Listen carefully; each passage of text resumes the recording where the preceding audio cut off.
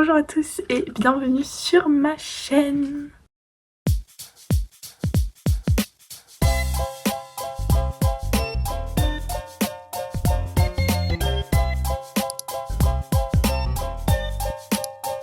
Je suis toute contente.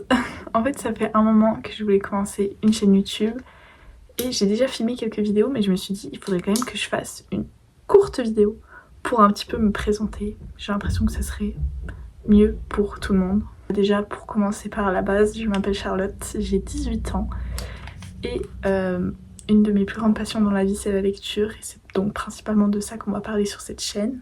J'ai fait une petite liste pour un peu pas oublier les points les plus importants. Je pense qu'on va commencer d'abord par parler un petit peu lecture, parce que c'est quand même la base de cette chaîne YouTube. Donc j'aimerais vous partager vraiment ce que je lis, faire des petits challenges livresques, donner mon avis, etc. Parce que c'est vrai qu'il y a des personnes de mon entourage qui lisent, mais souvent pas autant que moi, et peut-être pas les mêmes choses que moi. Ça m'a toujours peut-être un petit peu manqué de parler de mes lectures, etc. C'est pour ça que j'ouvre cette chaîne en partie.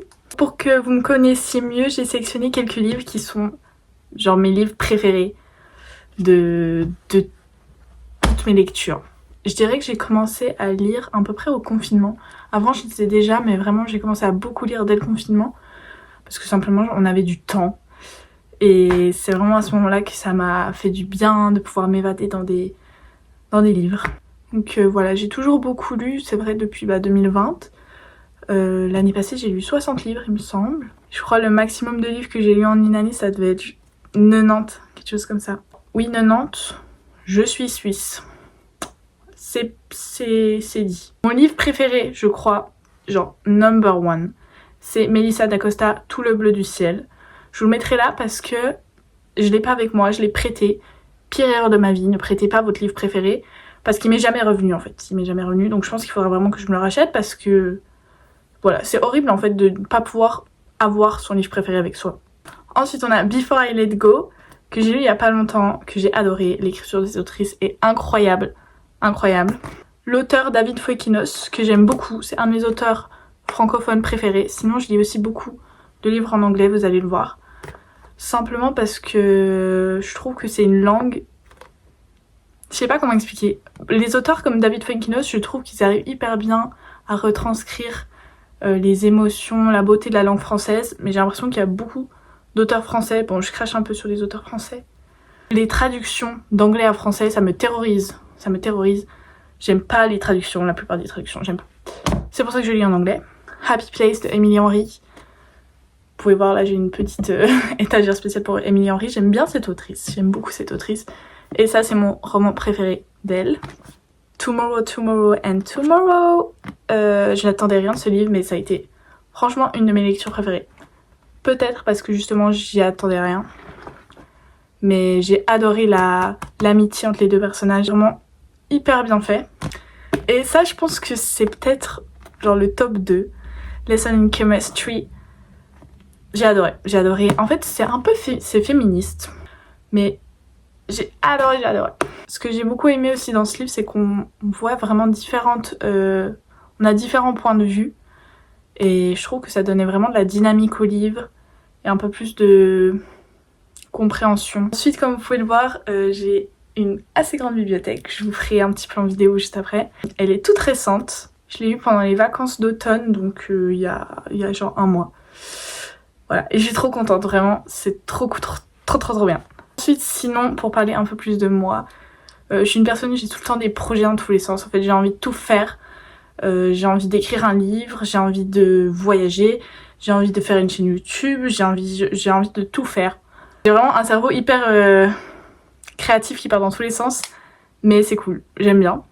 Je suis aux études, je suis en 4e année du collège, donc c'est l'année de mon bac. On croise les doigts, normalement je l'aurai, c'est bon. Mais c'est vrai que ça me prend aussi beaucoup de temps, les révisions. J'aime bien réviser, mais ce que je révise là maintenant, ça m'intéresse pas du tout. Donc j'ai hâte de continuer mes études pour que ça soit un peu plus spécialisé, un peu plus précis sur ce que j'aime. J'aimerais devenir professeure primaire. J'aimerais devenir maîtresse, voilà. C'est vrai que ça a toujours... J'ai toujours voulu faire ça. Je saurais pas vraiment expliquer pourquoi, mais je pense qu'il y a beaucoup d'enfants quand on était petit, on voulait être maîtresse, mais moi l'envie ne m'est jamais partie. Et j'ai vraiment trop hâte de faire ça. Je me réjouis. Une des choses que je trouve trop bien si je suis maîtresse un jour, c'est que justement je pourrais ouvrir la porte aux enfants pour lire des tonnes de livres. Genre l'école primaire, c'est quand t'apprends à lire, genre c'est tellement la base de la vie. Si je leur permets de pouvoir lire autant d'histoires, c'est génial, c'est génial. Sinon, j'habite à la campagne, dans un petit village tout paumé, voilà, il y a 2 bus par jour, même pas. Mais plus ça va et plus je kiffe en fait, j'aime bien le calme, la forêt, les promenades. Comme sport, je fais du cirque, alors ça peut paraître un peu... Pas beaucoup de monde qui font du cirque. Ça fait 10 ans que je fais ça. Et on va dire ma spécialité, c'est les équilibres sur les mains, tout ce qui est un peu équilibre. Avec le cirque, j'ai eu l'occasion de faire plusieurs voyages parce que je faisais partie d'un groupe qui faisait des spectacles dans d'autres pays. Et je suis partie en Toscane, en Turquie. Et il y a 1 an et demi, j'ai été au Zimbabwe. Et ça, je pense que c'est vraiment un voyage qui a changé ma vie.